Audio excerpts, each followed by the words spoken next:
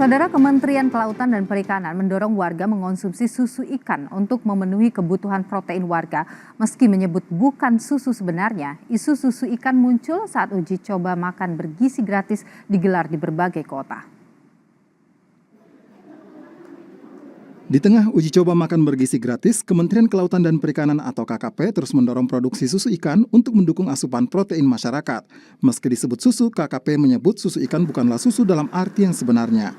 KKP bersama Kementerian Koperasi UKM telah meluncurkan produk susu ikan sejak tahun lalu. Kementerian Kelautan dan Perikanan mengeklaim produksi susu ikan mendorong hilirisasi perikanan di Indonesia. Dalam keterangan tertulis yang kami kutip dari laman Kementerian Kelautan dan Perikanan, Dirjen Penguatan Daya Saing Produk Kelautan dan Perikanan KKP, Budi Sulistyo menyebut, susu ikan bukanlah susu dalam arti yang sebenarnya, melainkan susu analog hasil dari hidrolisat protein ikan atau HPI. HPI merupakan ekstrak protein ikan hasil penelitian tim Litbang KKP tahun 2017 dengan memanfaatkan ikan rendah ekonomi. Susu ikan bukanlah susu seperti susu sapi, melainkan ekstrak dari protein ikan yang dihidrolisasi atau diproses secara kimia menggunakan air. Protein ikan yang diolah kemudian menghasilkan bubuk yang diberi perasa sehingga menyerupai susu. Kami kutip pernyataan Epi Taufik, ahli ilmu dan teknologi susu, dosen Fakultas Peternakan ITB, dari laman kompas.com, kandungan protein susu sapi lebih komplit dibandingkan susu ikan. Kandungan lemak susu sapi juga lebih beragam dengan kandungan 3,25 hingga 4%, sementara susu ikan kaya akan omega 3. Kandungan kalsium susu sapi juga lebih tinggi, sementara susu sapi mengandung laktosa atau gula alami yang bisa menyebabkan alergi bagi beberapa orang. Sementara susu ikan tidak mengandung laktosa. Ketua Harian DPP Gerindra membantah jika susu ikan akan dijadikan sebagai pengganti susu sapi dalam program makan bergizi gratis. Dasko menyebut susu ikan hanya menjadi alternatif tetapi belum ditentukan. Jadi begini, alternatif itu adalah aspirasi juga dari masyarakat ataupun kemudian hasil simulasi yang ada dan belum final. Nah, sehingga kita akan umumkan ke publik mengenai masalah pengganti susu makan bergizi itu pada saatnya nanti. Jadi kalau sekarang ya itu kita anggap sebagai aspirasi ataupun kemudian hasil simulasi. Kepala Kantor Komunikasi Presiden Hasan Nasbi melalui keterangan tertulis kepada Kompas TV membantah adanya skenario susu ikan. Namun, Hasan Nasbi menyebut Badan Gizi terbuka dengan berbagai ide dari pihak lain asalkan sudah diuji cobakan. Menurut Hasan Nasbi, jika sudah diuji cobakan dan hasilnya baik, bisa jadi susu ikan sebagai alternatif pengayaan nutrisi, tetapi bukan pengganti susu sapi. Pemerintah menyebut uji coba makan bergizi gratis terus dilakukan untuk menyerap aspirasi dari masyarakat terkait menu, termasuk susu yang disajikan. Tim Liputan, Kompas TV. Lalu saudara, bagaimana sebenarnya susu ikan yang disebut oleh KKP ini sebagai hidrolisat atau ekstraksi dari protein ikan? Benarkah mampu menggantikan kandungan gizi dari susu sapi? Kita bahas malam hari ini saudara bersama dengan Menteri Kelautan dan Perikanan Sakti Wahyu Trenggono dan juga bergabung Hardinsyah, Guru Besar Departemen Gizi Masyarakat IPB. Selamat malam Pak Menteri, Pak Hardinsyah. Selamat malam. Selamat malam. Ya, sehat selalu. Selamat malam Pak Menteri. Ya. Baik, alhamdulillah. Saya ingin ke Pak Menteri dulu, Pak Menteri. Baru mendarat nih, baru mendarat. Iya, terdengar jelas Pak Menteri suaranya. Pak Menteri, soal terminologi susu ini sebenarnya dari mana datangnya? Karena ini sebenarnya kan bukan susu dalam artian seperti yang kita kenal selama ini kan Pak? Iya, ini kan minuman protein yang menyerupai sebetulnya kan. Minuman protein yang menyerupai susu. Yang dihasilkan melalui proses hidrolisa enzimatis protein ikan. Jadi sebetulnya dia bukan menggantikan susu yang ada seperti kayak susu sapi dan seterusnya. Tapi ini adalah sebuah protein yang bisa diminum karena dia mirip dengan susu kan kira-kira begitu. Oke, jadi ini sebenarnya suplemen tambahan di luar susu, begitu ya Pak ya? Iya, jadi untuk mendapatkan satu asupan protein, salah satunya yang dari ikan, kan banyak hal dari ikan yang bisa dimakan langsung dengan cara memasak dan seterusnya, begitulah. Ini kemudian ada satu inovasi yang diproses supaya tinggal diminum dan seterusnya begitu ya. Oke, bagian mana yang diekstraksi itu Pak sebenarnya? Gimana? Bagian yang diekstraksi, bagian ikan yang diekstraksi itu apa saja itu Pak?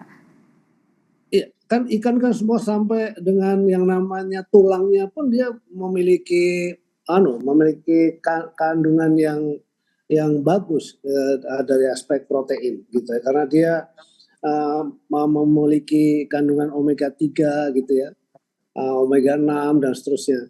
Itu hampir semua. Jadi kalau dia di proses hilirisasi dengan cara dihancurkan dan seterusnya, betul digiling dan seterusnya, dia tetap punya manfaat. Jadi bukan berarti kemudian dia pisah kepalanya saja atau dagingnya saja, bukan begitu. Dan jenis-jenis ikannya itu Pak?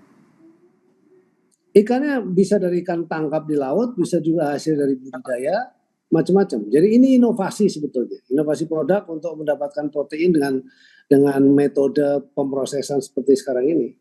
Oke. Gitu. Yang kemudian dia bisa dirubah menjadi mirip seperti susu, tapi dia bukan susu gitu. Oke. Kalau kita Pak, dari hasil uji coba nih Pak Menteri, kan sudah dilakukan, ini saya baca bahkan dari 2017 ya, ini sudah mulai dilakukan penelitian begitu.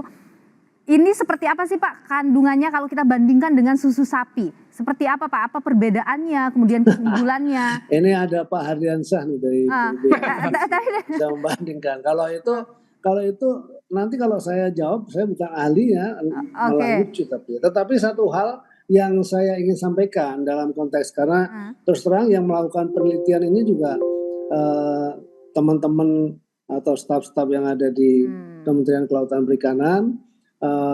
Artinya bagaimana caranya supaya produk-produk ini bisa dilakukan inovasi, bisa berupa semacam kayak kalau langsung dimakan bubuk, ada juga kalau misalnya seperti diluarkan, mereka buat dalam kapsul-kapsul gitu ya. Nah, orang lihatnya itu kan kayak obat dan seterusnya. Ini sebetulnya suplemen gitu yang memiliki protein, yang memiliki kandungan protein yang tinggi dan cukup bagus. Nah, kalau itu dikemas di dalam satu minuman, jadi kesannya kan seperti kayak minuman susu biasa, seperti yang di warung-warung atau di toko-toko dan seterusnya begitu. Oh, jadi lebih mudah. Tapi intinya adalah bahwa di dalamnya itu adalah memiliki kandungan protein yang tinggi gitu, yang sangat bagus, ada kandungan omega 3 yang isinya tentu ada. Ini secara ilmu gizi lah Pak Hardiansyah ini saya kira bisa menjelaskan lebih jauh. Oke, saya coba ke Pak Hardiansyah dulu. Pak Hardiansyah, kalau Anda melihat, maaf Hardiansyah, kalau kita melihat antara susu sapi dengan kemudian tadi susu ikan, ini sebenarnya adalah protein ya, berbeda dengan kandungan protein yang tinggi, begitulah penjelasannya tadi. Anda melihat bagaimana sih ini keunggulannya dari susu ikan ini? Iya, pertama sebelum saya bicara keunggulannya, sebagai akademisi saya tuh menghargai inovasi ya. Pertama, ini kan bagian dari inovasi, appreciate sekali. Tinggal apakah inovasi ini visibility-nya untuk diterapkan di dalam large scale program atau commercial program visible apa tidak. Mungkin itu pertanyaan selanjutnya. Jadi inovasi tentunya kita hargai ya. Pak Menteri, terima kasih ada staf-staf dari kementerian yang mencoba berpikir di tengah kita kekurangan sumber daya lauk pauk buat anak-anak kita nanti membuat program dari IPB juga itu Pak Arus. Oh iya, teman-teman IPB ya, baik. Jadi gini, pertama memang kita perlu dalami karena ini kan istilah baru ya. Kalau saya dengar tadi hidrolisat protein ikan, berarti kemungkinan dia lebih kaya hanya asam amino karena hidrolisat protein juga bisa dari soybean, tapi kan kita soybean juga sebagian besar impor. Sementara ikan kita kan tidak impor. Tapi kalau ini salah satu alternatif untuk dicobakan, tentunya barangkali untuk melengkapi sebagian protein tadi. Dan tetap harapan kita tentunya ikan secara utuh, entah itu dalam bentuk bakso ikan, entah itu dalam bentuk nugget ikan, entah itu dalam bentuk jenis ikan lagi, otak-otak juga ya, itu semua bisa tetap bagian dari keragaman yang perlu diperkenalkan kepada anak-anak kita. Jadi salah satu alternatif tentunya saya kira selagi visible buat yang menjalankan program, tentunya menurut saya ini hal-hal yang terpuji karena dia akan mengurangi beban ya terhadap tekanan terhadap salah satu sumber protein, terutama susu yang 75% kita impor. Nah, dari sisi kandungan, memang masing-masing punya keunikan. Itulah tadi saya setuju Pak Menteri, ini kan saling melengkapi, bukan saling menggantikan. Jadi melengkapi itu beda dengan menggantikan ya, to complement not to substitute. Nah, saya kira itu the keyword ya. Oke. Masalah selanjutnya nanti kita lihat, oh ternyata karena ikan ini hidrolisat tadi dilarutkan, pasti dia nggak setinggi kandungan gizi yang ada pada daging ikan. Kalau daging ikan misalnya proteinnya per 100 gram itu 20 sampai 40 gram tergantung jenis ikannya. Nah, kalau dia dilarutkan tentunya banyak cairannya, akan bisa juga mirip dengan protein dalam susu sekitar 3 sampai 4 gram per 100 gram. Dan bagaimana dengan zat gizi yang lain? Nah, inilah kita kan bukan menggantikan, berarti Ya. kalau untuk dapat vitamin mineral yang lain, ya anak-anak juga harus diberikan makanan lauk pauk yang lain, bahkan sayur dan buah, supaya berbagai kebutuhan vitamin dan mineralnya tadi Oke. dapat meningkat. Jadi kata kuncinya menurut saya kita tidak perlu perdebatkan dia untuk menggantikan, Oke. dia harusnya sebagai komplement. Oke, ini Ya. komplement. Tapi Pak Hardinsyah, Ya. pertanyaannya selanjutnya adalah ketika ini adalah komplement, ya memang untuk memenuhi kebutuhan protein masyarakat, misalnya begitu, atau anak-anak. Ya. Ketika dia diekstrak, apakah kandungan gizinya itu masih sama dibandingkan dengan misalnya dia dimakan langsung saja daging ikan gitu? Ya, tentunya berbeda ya. Kalau dia Lebih rendah daging atau ikan lebih tinggi jadinya? Ya, kalau dia tadi sebagai daging ikan utuh, pasti masih sama kandungan vitamin, mineral. Ada vitamin yang nggak bisa tahan panas ya. Begitu dia dipanaskan sedikit, kecuali teknologi hidrolisatnya ini tidak dengan menggunakan panas ya. Sehingga beberapa vitaminnya aja yang jadi berkurang itu. Oke. Kalau tadi dia dalam arti tadi digunakan tidak hanya proteinnya ya. Kalau hanya digunakan proteinnya saja, pasti vitamin mineralnya nggak ada di sana, termasuk zat yang bagus omega 3 tadi. Harus ditambahkan lagi ke minumannya tadi. Oke, jadi bisa saja vitaminnya itu justru lebih rendah begitu Pak ya dibandingkan dengan memakan Ya. langsung daging Ya. ikan. Nah, Karena itu dia mengkomplement kan, menurut saya itu istilah yang lebih baik. Satu lagi mungkin jangan disebut susu ikan, mungkin ini minuman apa ikan gitu ya. Seperti kita makan jeruk, ya kita bisa minum jeruk kan? Siapa bilang nggak bisa minum jeruk? Tapi kalau Ya. bilang susu jeruk karena jeruk bisa dibuat komposisinya mirip, itu nanti nggak dapat izin Badan POM nanti karena bahasanya di luar dari standar regulasi gitu. Oke, ini mungkin bisa jadi masukan juga ke Kementerian Kelautan dan Perikanan. Tapi Pak, tadi Pak Menteri yang disebutkan oleh Pak Hardinsyah tadi soal kalau diekstrak dia mungkin akan ada kehilangan beberapa sumber vitamin gitu. Kenapa ini kemudian harus diekstrak Pak Menteri? Jadi gini, kan tidak semua orang yang yang suka makan ikan. Contohnya saya aja ditunjuk sebagai Menteri Kelautan dan Perikanan butuh waktu yang agak lama saya suka ikan. Sekarang saya suka sekali ikan. Bahkan kalau cara masaknya sekarang ini banyak sekali kan metode-metode masak ikan gitu. Kalau dibandingkan daging misalnya gitu dengan ikan, saya lebih pilih ikan gitu. Oke. Contohnya begitu. Oke. Tapi satu hal aja banyak juga nggak suka. Jadi misalnya kalau dia harus makan langsung dari misalnya ikan dibakar atau ikan dimasak dan seterusnya, ada durinya, bisa juga ada bau amis dan seterusnya. Nah ini ada satu inovasi untuk mendapatkan protein ya, mendapatkan protein dengan omega 3 yang isinya EPA dan DHA dan seterusnya gitu yang bisa bermanfaat buat otak anak-anak kita gitu ya. Nah kalau terbiasa dengan minum susu lalu kemudian ini diarahkan mirip seperti susu dengan kandungan yang memadai kan saya kira juga nggak ada masalahnya juga gitu. Apalagi sumber bahan bakunya kita melimpah. Tapi terjamin Pak ya kandungan sumber bahan bakunya bisa juga import. Kita nggak ada nih melimpah nih 100% dalam negeri salah satunya itu. Tapi kandungan vitamin yang dalam ikan itu dipastikan tidak akan tergerus banyak begitu Pak Menteri?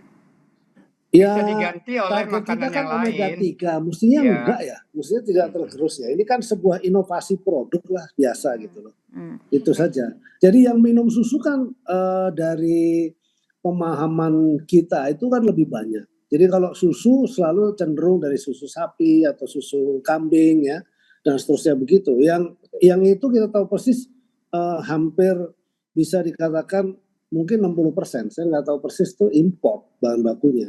Oke. Nah sementara kita yang namanya produksi ikan, kita tuh selalu surplus. Karena produksi kita itu ditambah dengan rumput laut, hasil dari kelautan kita itu kira-kira sekitar 24 juta ton setiap tahun.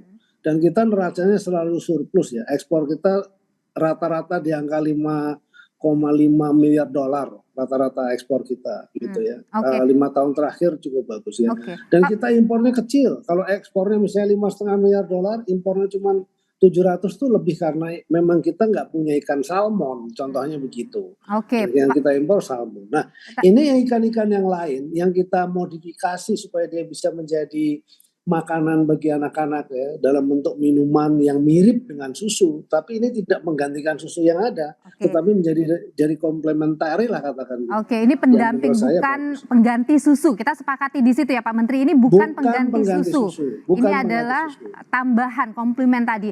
Tapi kalau Ya. untuk dari produksinya Pak Menteri, ini apakah nanti akan misalnya ketika ini dipakai begitu jadi pendamping susu tadi, skala produksinya bisa besar gitu Pak Menteri? Karena inputan hulunya itu kita besar, kita tidak khawatir gitu. Jadi seperti kayak tangkap kita kan rata-rata di 7 juta ton. Lalu budidaya kita rata-rata di 6 juta ton. Jadi secara total kira-kira sekitar 13 juta ton. Cukup besar. Untuk kemudian kalau kemudian itu diarahkan, yang boleh dibilang diarahkan untuk kemudian menjadi produk susu, produk olahan seperti susu ini. Oke, ini kan sudah diproduksi sebelumnya. Peminatnya memang banyak ya Pak Menteri? Ya sekarang mulai bagus tuh sekarang. Ya, dulu saya waktu awal-awal saya mencoba juga, masih ada amis-amisnya gitu. Saya kan nggak suka, sekarang saya suka. Oke, jadi artinya masyarakat menyukai. Iya, kemasannya juga bagus nih oleh pengusaha-pengusaha. Dealer saya kemasannya udah. Oh, yang dipegang Pak Menteri itu ya? Ya, ini Berupa kemasannya. bubuk ya? Bubuk atau Bagus. cairan Pak Menteri? Bubuk ini tinggal Bubuk ya? dituangkan. Tinggal diseduh ya? Iya, seduh. Oke, Pak Ardiansyah, kalau Anda melihat misalnya kalau tadi Pak Menteri bilang ini memang bukan pengganti susu, jadi ini adalah pendamping.